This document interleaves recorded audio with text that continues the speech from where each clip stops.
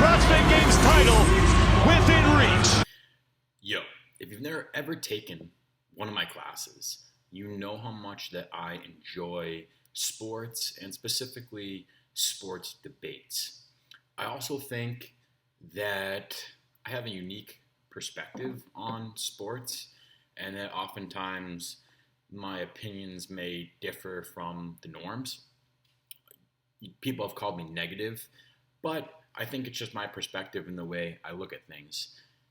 What I wanted to talk about today, and I think this is a really cool debate for a number of reasons, but who is the better CrossFit athlete? Rich Froning Jr. or Matt Fraser? Why I think this is a cool debate is because you have the athletes that overlapped in their careers, okay? Usually when we have sports debate about who's the greatest of all time, you're comparing athletes from two different eras in sports. So, for example, Tom Brady versus Joe Montana, right? They didn't play at the same time. The sports completely changed by the time the other person got into the league. Same thing with Michael Jordan versus LeBron. They played in two different eras.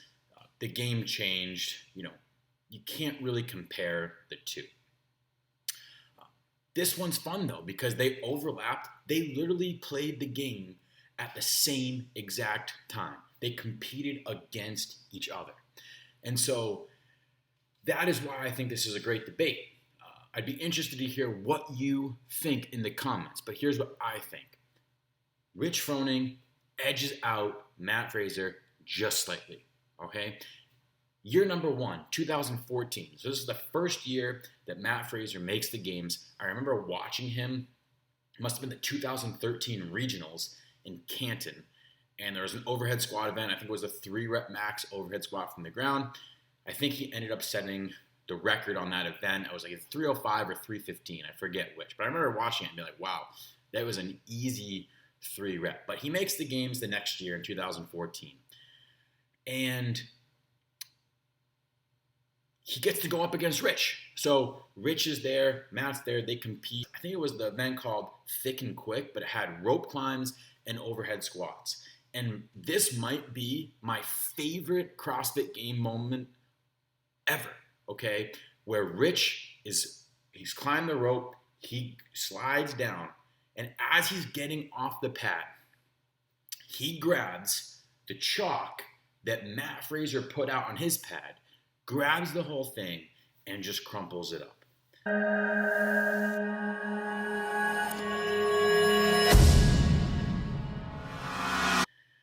And it was just a good moment where you're like, he is taking this thing and he is going to win. And you knew at that point it was over. Rich Froning was going to beat him, okay? And this, to me, is a big reason why Rich ultimately, in my book, gets the edge, is just his mentality. And what I'll call, it's hard in CrossFit, but what I'll call like the clutch gene, just like Tom Brady had. When it counts, I always felt that Rich Froning was going to figure out a way to get it done, okay? Now, after that year, so Matt comes in second, Rich wins, Rich retires, in air quotes, because eventually he goes on the team, and he says he trains less, he wanted to focus on family, but I mean, that guy trained as much as ever, and, we know his history in the team event. He goes on and just crushes it. But the next year, okay, this is supposed to be, here we go. Matt Fraser's going to take over, and this is going to be his year. He loses to Ben Smith. Now, I like Ben Smith. He's a really, really well-rounded athlete. And in fact, I think it's very impressive what he was able to do starting in the sport so young and being able to adapt and still qualify year after year after year as the sport grew and the expectations and level just increased. So he loses to Ben Smith.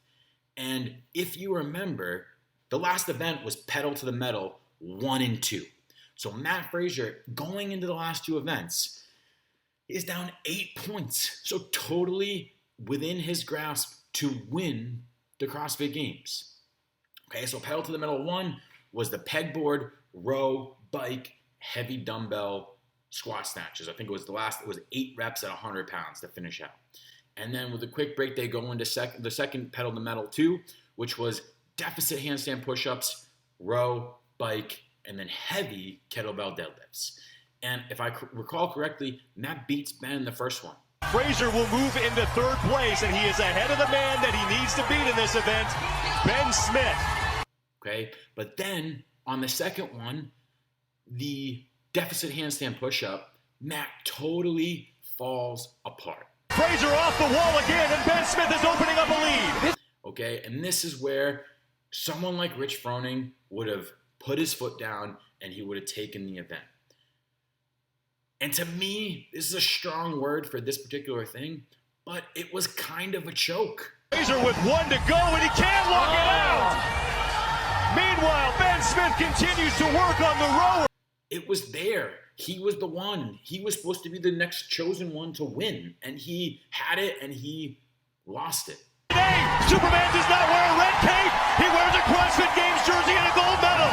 Ben Smith is the fittest man on earth.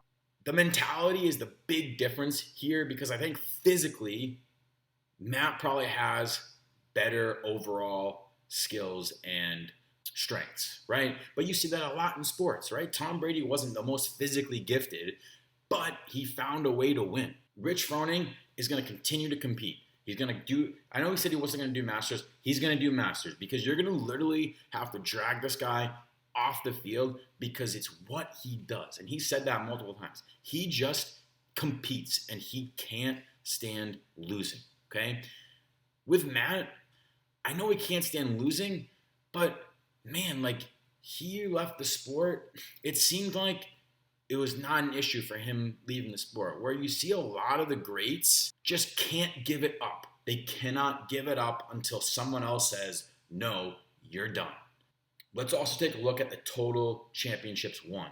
Rich won 4. Of course, Matt comes in and wins 5. We all know that. But the one year that I want to specifically look at that I think deserves an asterisk is the 2020 year, the COVID year, okay?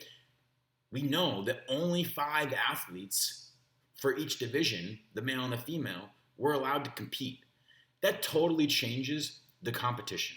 You always know that there are events where certain athletes are going to make a difference, are going to come up and win the event or make, a strong push to win the event.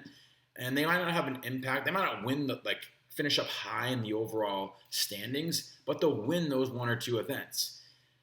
And that just changes it up. There was none of that in this because there was only 5 people, okay? And that, on top of that, this means that there was also, once he got a lead, it was going to be very difficult for anybody to make up the difference, right? Because he could game it. If he knows that there's a weakness in there, he's just trying to limit the damage. And it's so easy to do when there's only 5 people. To me, though, this is why I have Rich slightly ahead of Matt. And again, it's not to make Matt sound like he's not an impressive athlete. Of course he is. But if we're choosing one of the two, I'm choosing Rich Froning Jr. as the GOAT, and he's just barely the fittest man in history.